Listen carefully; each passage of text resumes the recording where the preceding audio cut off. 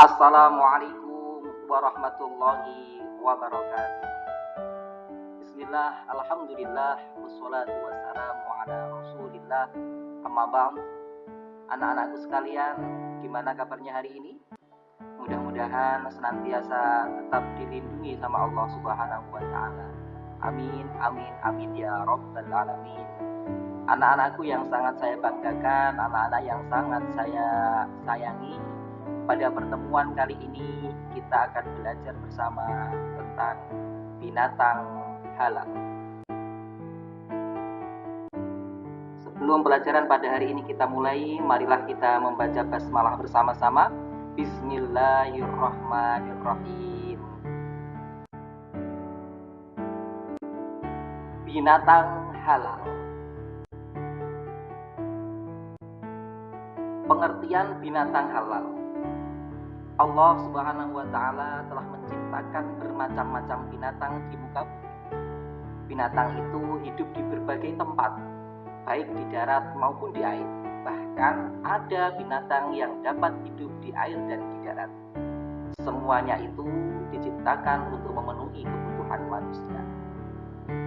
Binatang yang halal adalah semua jenis binatang yang boleh dimakan oleh umat Islam menurut ketentuan agama dan membawa manfaat positif bagi tubuh manusia. Saya ulangi anak-anak, binatang yang halal adalah semua jenis binatang yang boleh dimakan oleh umat Islam menurut ketentuan agama dan membawa manfaat positif bagi tubuh manusia. Agama Islam telah mengatur dalam Al-Quran dan Al-Hadis tentang binatang apa saja yang boleh dikonsumsi oleh manusia. Sebagaimana disebutkan dalam Al-Quran surat Al-Ma'idah ayat 1, uhillat lakum bahimatul an'am, yang artinya dihalalkan bagimu binatang ternak. Quran surat Al-Ma'idah ayat 1. Juga disebutkan dalam Al-Quran surat Al-Ma'idah ayat 96, uhilla lakum saydul barri wa ta'amuhu mata'al lakum waliyasayyar, yang artinya dihalalkan bagimu binatang buruan laut dan makanan yang berasal dari laut sebagai makanan yang lezat bagimu dan bagi orang-orang yang dalam perjalanan. Al-Quran surat Al-Ma'idah ayat 96. Jenis-jenis binatang yang halal. Yang A, jenis binatang ternak yang halal yang hidup di darat. Saya ulangi anak-anak, jenis binatang ternak yang hidup di darat. Semua jenis binatang yang baik dan boleh menurut syara, maka boleh dimakan dagingnya, seperti unta, lembu, sapi, kambing, domba, kerbau, kuda, kelinci, dan lain-lain. Hal itu telah dijelaskan oleh Allah dalam Quran surat Al-Ma'idah ayat 1 yang berbunyi, uhillat lakum bahimatul an'am, yang artinya dihalalkan bagimu binatang ternak. Jadi anak-anak, binatang-binatang ternak yang ada di lingkungan kita, yang kita sering lihat sehari-hari, seperti sapi, kambing, kerbau, ayam, dan lain sebagainya, itu adalah termasuk dalam kategori jenis binatang yang halal. Yang B, jenis binatang yang hidup di air. Semua jenis binatang yang hidup di air, baik air tawar maupun air laut, hukumnya halal untuk dimakan. Walaupun matinya karena disembelih, dipancing, mati sendiri, maupun sebab-sebab lainnya. Sebagaimana firman Allah Subhanahu wa taala dalam Al-Quran surat Al-Ma'idah ayat 96, uhilla lakum saydul barri wa ta'amuhu mata'al lakum waliyasayyar, yang artinya dihalalkan bagimu hewan buruan laut dan makanan yang berasal dari laut sebagai makanan yang lezat bagimu dan bagi orang-orang yang dalam perjalanan. Quran surat Al-Ma'idah ayat 96. Jadi begini anak-anak, semua jenis binatang laut yang hidup di laut, baik itu di air tawar maupun di air laut, hukumnya adalah halal untuk dimakan.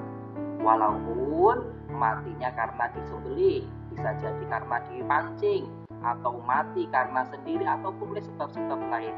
Intinya semua semua jenis binatang yang berasal dari laut itu hukumnya halal untuk dimakan. Dari uraian di atas anak-anak dapat disimpulkan bahwa semua binatang yang hidup di air tawar maupun di air laut hukumnya halal untuk dimakan, seperti cumi-cumi, singa laut, anjing laut, hiu, paus, dan lain sebagainya.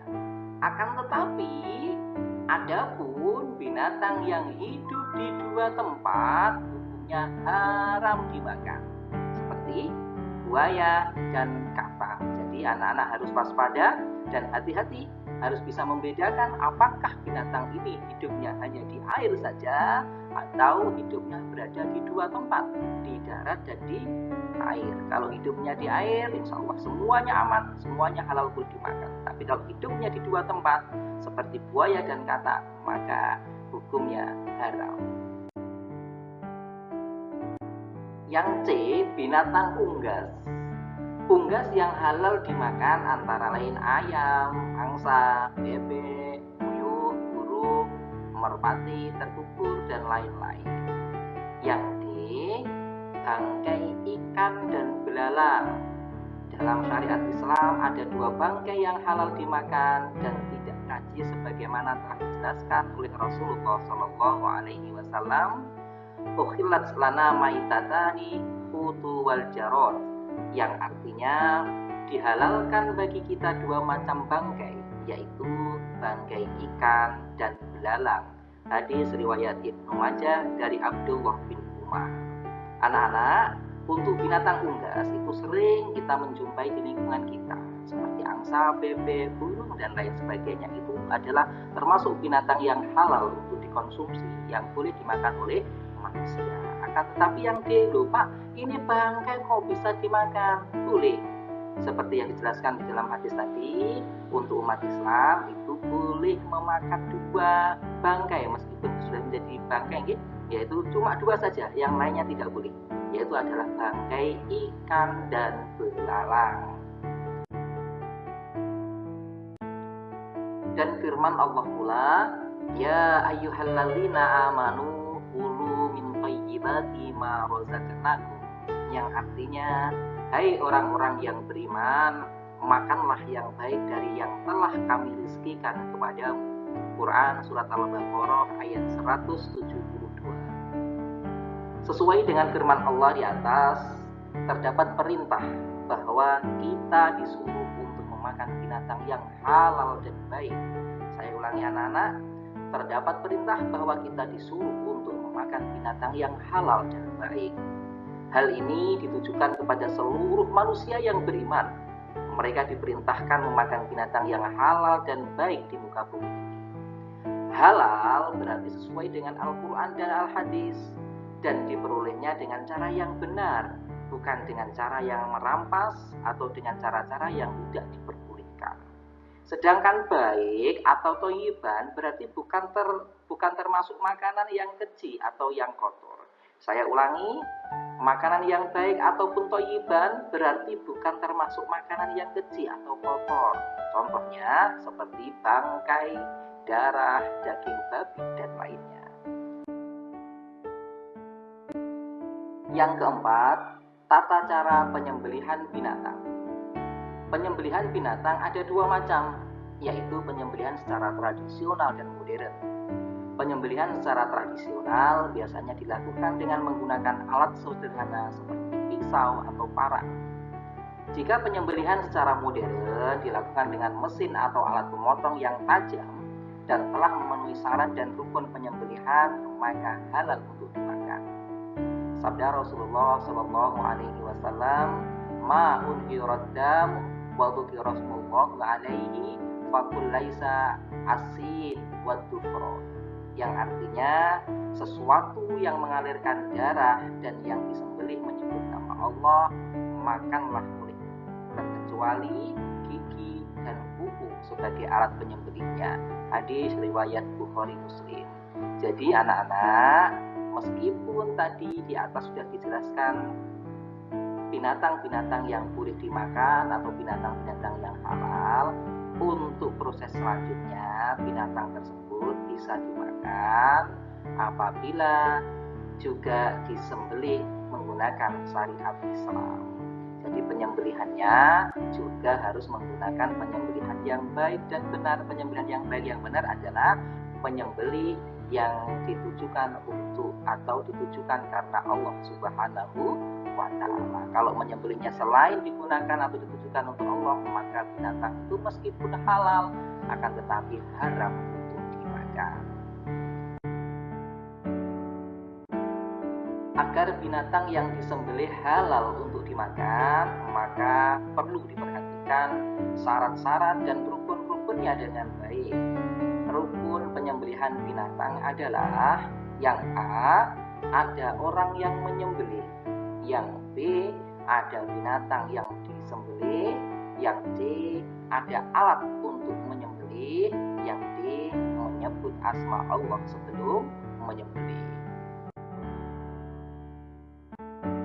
Syarat-syarat penyembelihan binatang adalah yang A, penyembelih harus orang muslim, yang B, disembelih di lehernya hingga putus urat lehernya, yang C, hewan yang disembelih masih hidup dan halal dimakan, yang D, alat untuk menyembelih harus tajam. Jadi anak-anak meskipun menyembelih harus ada hal-hal yang perlu diperhatikan. Di antaranya adalah syarat-syarat menyembelih. Di antaranya tadi sudah disampaikan, yang A adalah orangnya atau yang menyembelih itu harus orang yang beragama Islam. Yang kedua, yang disembelih adalah lehernya hingga putus urat lehernya, bukan putus lehernya. Beda ya antara putus urat lehernya dan putus lehernya. Kalau putus lehernya berarti terpisah antara leher dengan bagian tubuh. Yang C, hewan yang disembelih masih hidup dan halal dimakan. Jadi hewannya juga kondisinya masih hidup, nggak boleh menyembelih binatang yang sudah mati, di sini tidak boleh. Dan yang D, alat yang digunakan untuk menyembelih harus tajam.